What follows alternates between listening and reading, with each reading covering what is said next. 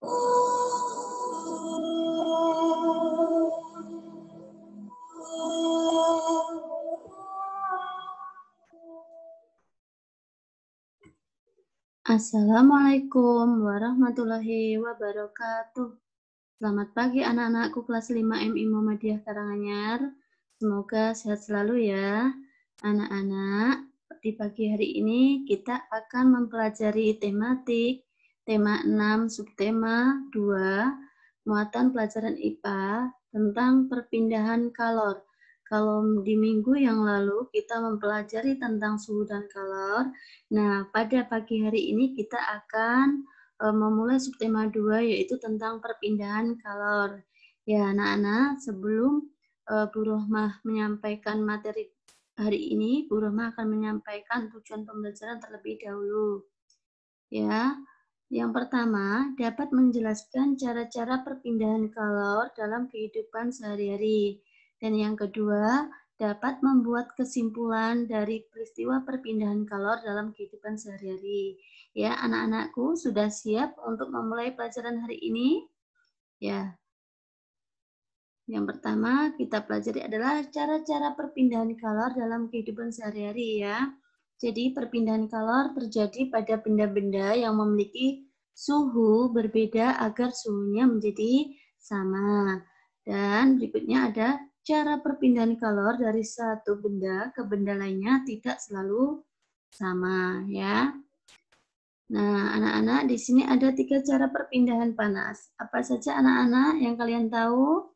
Ya, ada 3. Yang pertama adalah konduksi, ya. Contohnya seperti ini ya, konduksi. Dan yang kedua ada konveksi, contohnya seperti ini. Dan yang ketiga, radiasi. Contohnya ada baju yang dijemur. Nah, untuk lebih detailnya, selengkapnya kita pelajari ya bersama-sama. Ada konduksi. Anak-anak tahu apa yang dimaksud dengan konduksi? Ya, konduksi adalah ya perpindahan kalor tanpa disertai perpindahan zat perantara. Atau di sini nama lainnya dari konduksi adalah hantaran. Ya. Yaitu ya berpindah hanya panas atau kalornya saja, sedangkan zat perantara tidak ikut berpindah. Jadi terjadi pada benda atau zat padat. Nah, anak-anak, di sini ada contoh peristiwa konduksi dalam kehidupan sehari-hari. Ada apa saja anak-anak? Ya, mencelupkan sendok logam ke dalam air panas. Ketika kita membuat teh panas atau kopi, pasti kita akan mengaduk ya. Mengaduknya dengan sendok logam. Nah, sendok logam yang dimasukkan ke dalam air panas tersebut juga akan terasa panas. Nah, di sini perpindahan panas dari air panas ke sendok logam. Dan yang berikutnya ada tangan memegang cangkir berisi kopi hangat. Apa yang kalian rasakan? Ya, pasti akan terasa hangat juga tangan kita.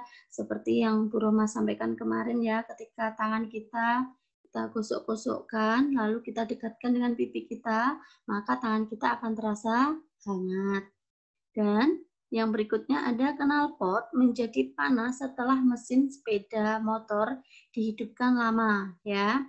Jadi akan berpindah di knalpot ya karena terlalu lama dihidupkan mesinnya, kemudian knalpot akan terasa panas.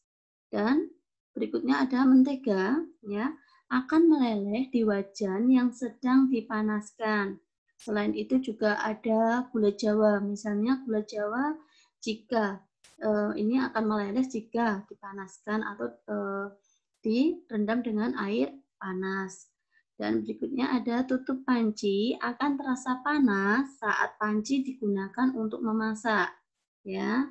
Dan ada spatula akan terasa panas saat didekatkan wajan. Nah, setelah mempelajari tentang konduksi, kita pelajari dengan konveksi ya. Apa yang dimaksud dengan konveksi anak-anak? Di sini apa? Ya, konveksi itu adalah perpindahan kalor melalui perantara, di mana zat perantaranya itu ikut berpindah ya. Di sini ada contohnya. Ya, contoh peristiwa konveksi dalam kehidupan sehari-hari. Apa saja anak-anak? Ini ada gambar apa? Ya, ada air yang mendidih. Di mana? Ya, dipanaskan di dalam panci, ya. Jadi ini yang panas akan naik dan yang dingin akan turun. Dan contoh berikutnya ada angin darat dan angin laut. Anak-anak bisa membaca kembali di pulpena halaman 33 ya tentang angin darat dan angin laut. Nah, perbedaannya apa anak-anak? Di situ ada angin darat ya. Jadi angin darat itu adalah angin yang berpindah dari darat ke laut dan berpindah saat malam hari. Biasanya digunakan seorang nelayan ya. Sedangkan angin laut adalah angin yang berpindah dari laut ke darat dan terjadi pada siang hari. Nah, saat siang hari, matahari ini membuat daratan lebih panas. Akibatnya, suhu di darat lebih tinggi dan membuat partikel udara memuai. Nah, partikel udara yang memuai tersebut menyebabkan tekanan udara di darat lebih rendah, sehingga angin dari laut yang memiliki tekanan lebih tinggi akan mengalir ke darat ya. Ini salah satu contoh dari peristiwa konveksi adalah angin darat dan angin laut. Nah, contoh berikutnya adalah apa anak-anak? Sirkulasi udara yang mengalir melalui jendela karena adanya partikel udara panas. Nah, maksudnya di sini tuh yang udara panasnya adalah dari sinar matahari. Itu ya anak-anak ya tentang contoh peristiwa konveksi. Nah, sekarang kita lanjut mempelajari tentang radiasi. Nah, tadi yang Bu Roma sampaikan dari awal tadi, contoh radiasi itu adalah misalnya saja menjemur pakaian. Nah, apa saja contoh-contohnya di sini dan sebelum mempelajari contohnya, kita harus tahu dulu pengertiannya. Nah, radiasi itu adalah perpindahan kalor tanpa melalui perantara, ya. Bu Roma ulang kembali, radiasi adalah perpindahan kalor tanpa melalui perantara. Ada contoh peristiwa radiasi dalam kehidupan sehari-hari. Ya, apa saja anak-anak? Nah, di sini ada seorang mendekatkan di dekat api unggun ya. Jadi tubuh ini juga terasa hangat ketika dekat dengan api. Ya. Contoh berikutnya ada telur ya. Ini ada gambar telur ya. Menghangatkan telur ayam atau bebek di bawah cahaya lampu. Nah, apa yang terjadi anak-anak ketika telur didekatkan dengan lampu, maka telur tersebut akan juga terasa hangat ya. Contoh lain adalah sinar matahari ya.